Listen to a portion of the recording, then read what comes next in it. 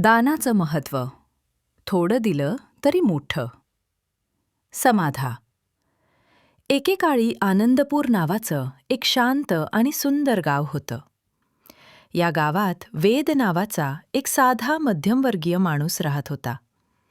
त्याच्याकडे फार पैसा नव्हता, पण मन मात्र खूप मोठं होतं. गावाच्या चौकात त्याचं छोटंसं किराणा दुकान होतं. रोज सकाळी तो दुकान उघडायचा. त्याची आई नेहमी म्हणायची, "वेद, लक्षात ठेव, दान म्हणजे फक्त पैसे देणं नाही. थोडं दिलं तरी मनापासून दिलं तर त्याचं समाधान फार मोठं असतं." वेद आईचे शब्द मनात जपून जगत होता. त्याच गावात रामदास नावाचा एक मोठा व्यापारीही राहत होता. त्याचं मोठं दुकान, मोठं घर आणि भरपूर पैसा होता, पण त्याचं मन मात्र कडक होतं. उन्हाळा जोरात सुरू झाला. गावात पाण्याची कमतरता निर्माण झाली. लोक दूरवरून पाणी आणायला जात होते. उन्हामुळे सगळे हैराण झाले होते. "आजी, बाळा, थोडं पाणी मिळेल का? फार तहान लागलीये." वेदने आजीकडे पाहिलं. तिचा थरथरता हात आणि कोरडे ओठ पाहून त्याचं मन पिळवटलं. "वेद, आजी, थांबा हं, मी लगेच पाणी आणतो." "हे घ्या आजी, हळूहळू प्या." आजी पाणी पिल्यावर, "देव तुझं भलं करो रे बाळा, आज तू मला जीवदान दिलंस." त्या क्षणी वेदला जाणवलं, आपल्याकडे जास्त काही नसतानाही थोडं दिलं तरी किती मोठं समाधान मिळतं. दुसऱ्या दिवशी सकाळी वेद दुकान उघडतो.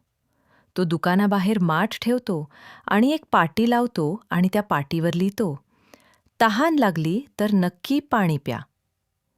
रोज अनेक लोक येऊन पाणी प्यायला लागले. कोणी गरीब, कोणी मजूर, कोणी लहान मुलं. लहान मुलगा, "काका, पाणी खूप गोड आहे." वेद, "पाणी गोड नाही रे, तहान मोठी असते." एक संध्याकाळी वेदचा मित्र शंकर त्याच्या दुकानात आला.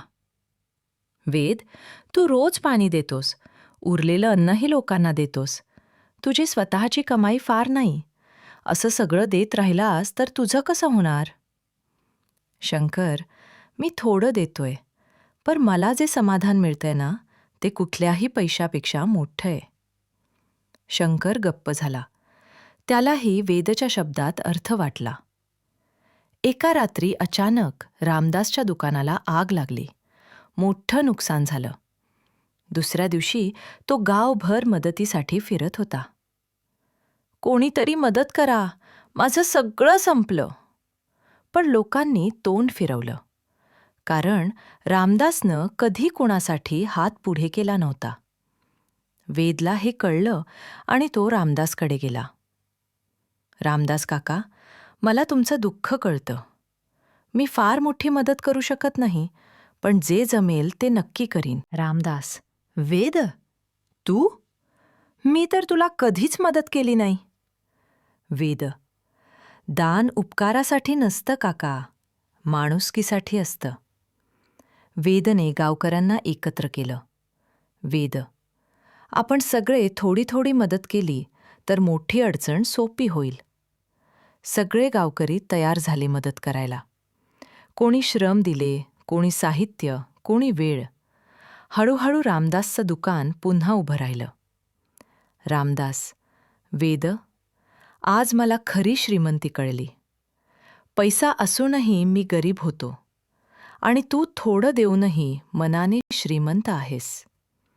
वेद, "थोडं दिलं तरी मनापासून दिलं की तेच खरं दान." त्या दिवसापासून रामदासही गरजूंना मदत करू लागला. शिकवण. दान म्हणजे फक्त पैसे देणं नाही. थोडं पाणी, थोडं अन्न, थोडी मदत दिली तरी ते दानच असतं. आपल्याकडे जास्त नसले तरी जे आहे ते प्रेमाने दिलं तर देव खुश होतो. एखाद्याला मदत केली की आपलं मन आनंदी होतं. मदत करणारा माणूस सगळ्यांना आवडतो.